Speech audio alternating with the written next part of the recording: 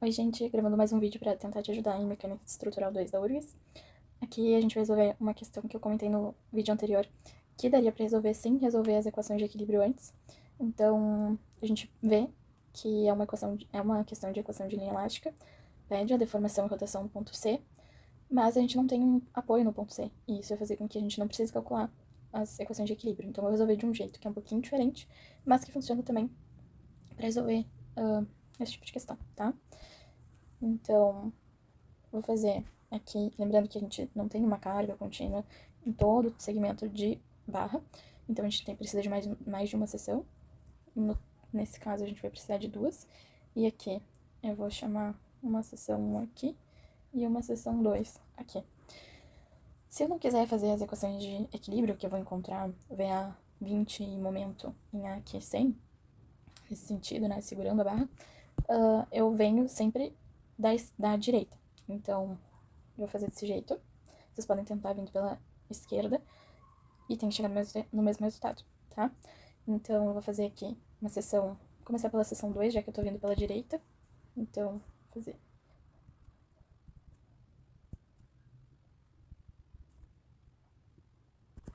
Fiz aqui um esboço, mais ou menos do que seria um corte aqui nessa seção 2. Lembrando que se eu tô vindo da direita, o ponto mais da direita é 0. E pra lá eu vou chamar de x2, tá? Então, fazendo o somatório de momento no eixo z igual a 0, considerando o sentido anti-horário positivo, a gente tem que menos o momento fletor, mx, que tá no sentido horário, né? Menos 10, que é essa carga distribuída, vezes onde ela tá distribuída, que é x2, vezes o braço de alavanca dela, que é x2 sobre 2. É igual a 0. Lembrando que eu deixo o mx negativo e passo o resto pro outro lado. Mas pode passar o mx para outro lado, fica negativo, e na hora de substituir na equação da linha elástica, trocar o sinal de novo. Eu prefiro deixar assim, porque já fica com o sinal certinho para entrar na fórmula de linha elástica. Então, lembrando, derivada segunda parcial com respeito a x é igual a menos mx, dividido por i, menos mx é 5x2 ao quadrado, e eu vou deixar para substituir lá no final. Então, integrando dos dois lados aqui, a gente acha a rotação, a equação da rotação da seção 2.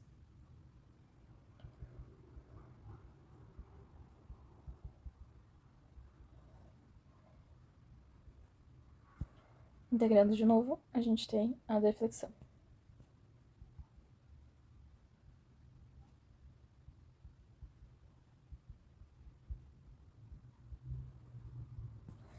Tá? Depois que eu encontrei essas duas equações, coloquei as constantes de integração direitinho, eu passo para outra seção. Aqui, diferente da outra questão, eu vou fazer um esboço. Fazer um esboço do que a gente tem na seção 1, vindo da direita. Aqui eu encontraria a tabela e aqui seria a distância x1 da relativa. Aqui deixa um númerozinho. Determinação da seção.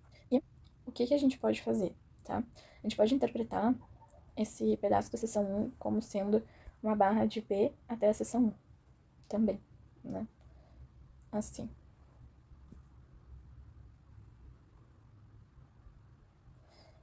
Interpretando dessa forma, a gente tem que trazer tudo que está antes de B para o ponto B. Lembra da equação de equivalência, alguma coisa assim. Onde a gente precisa trazer a carga e o seu momento fletor que ela causa até o ponto que a gente simplificou ela, até o ponto que a gente agrupou essas cargas. Então, em B, a gente tem uma carga vertical para baixo de 10 vezes 2, ou seja, 20. E essa carga, esse carregamento, ele causa um momento fletor em B, se eu estivesse fazendo equação de momento, né? Nesse sentido, ou seja, sentido horário.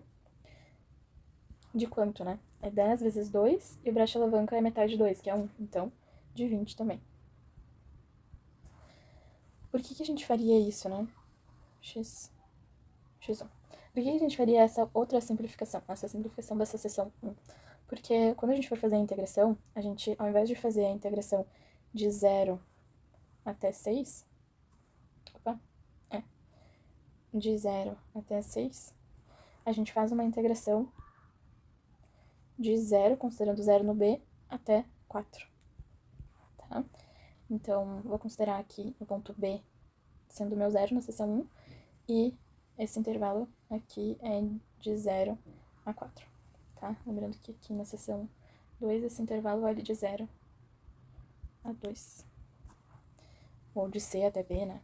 De C para B e aqui de B para A. Dá pra considerar assim também, tá? Então, vou fazer a equação do momento fletor. Menos mx menos 20, que é essa carga, vezes x1, que é a brecha alavanca, e menos esse momento que está aplicado em B, que é menos 20, igual a zero. Passando para o outro lado, isso aqui fica assim. Colocando na equação da linha elástica,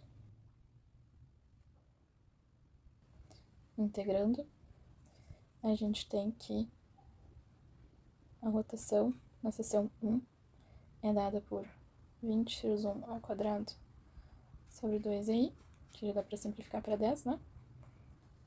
Mais 20x1 sobre ei, mais C3. Integrando de novo, a gente tem a deflexão vertical da seção 1.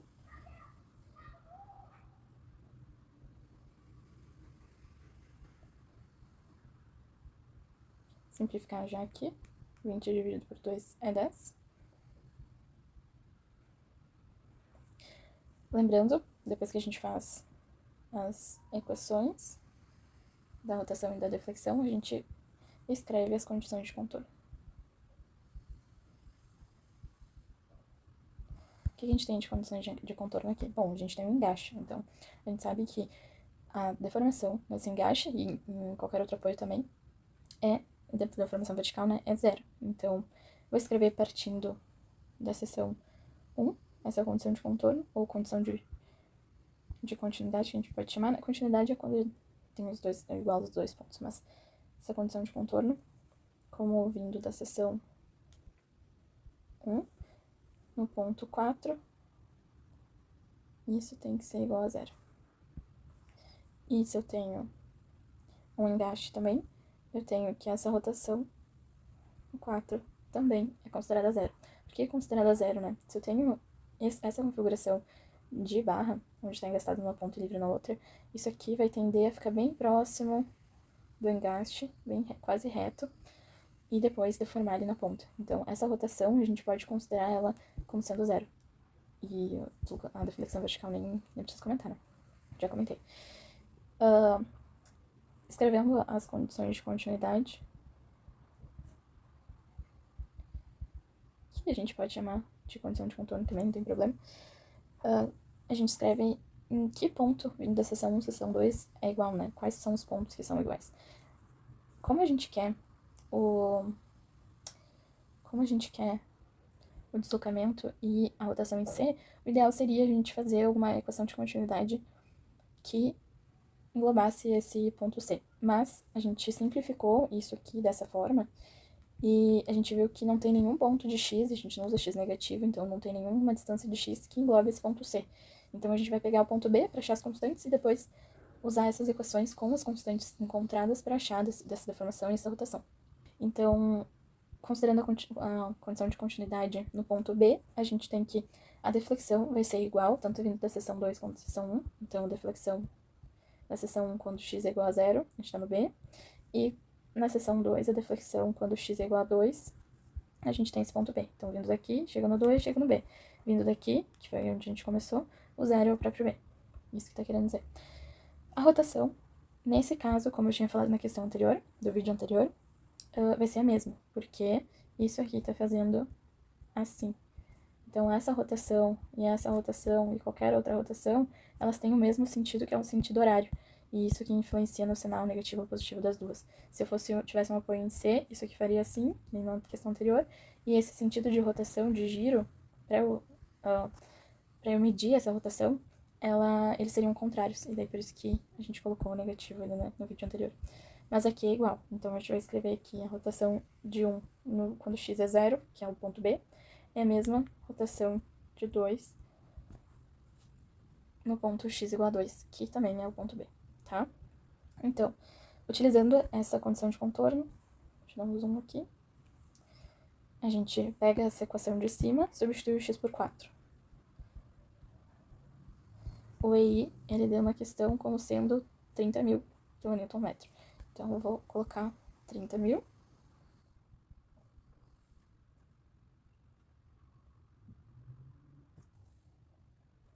E aqui na rotação, eu vou pegar essa equação aqui. Eu vou substituir o x1 por 4 também. Aqui a gente descobre que essa constante vale... Opa. E substituindo essa constante aqui em cima, a gente descobre C4, que equivale a...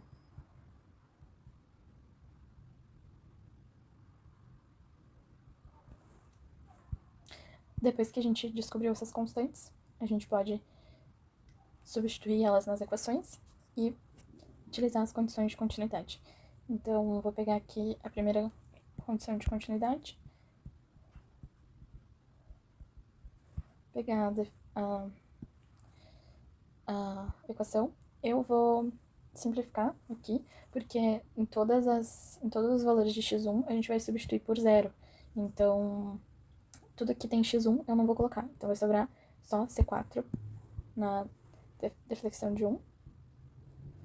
E a equação de W2, deflexão 2, sobra tudo. Então, C4 a gente já tinha visto que é 1,95555. x10 a menos 2. x2 eu vou trocar por 2. Era 5.000, né? Não, era 3.000.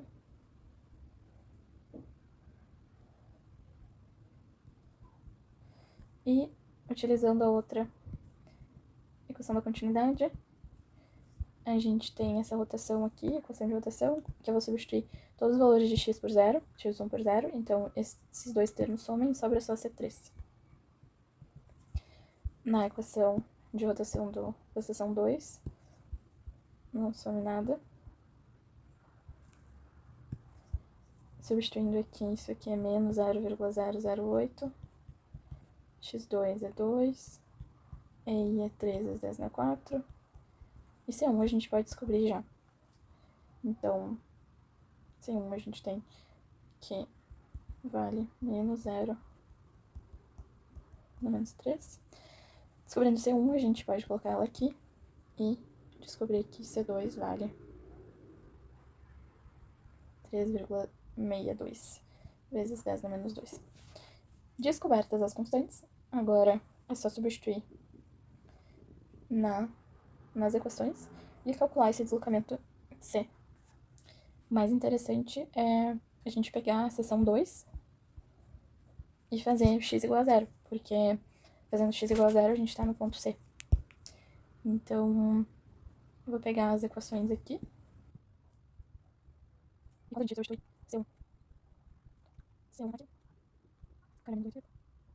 e C2, e a gente faz essa rotação 2 de 0 para achar a rotação do C e a deflexão em x igual a 0 para achar a deformação de C, a gente vê que essa parte vai se anular, essa parte vai se anular e essa aqui vai se anular também, porque eu substituí o x por 0. Então, a rotação em C vai ser o próprio C1 que a gente tinha encontrado. E a deformação em C vai ser o próprio C2 que a gente tinha encontrado.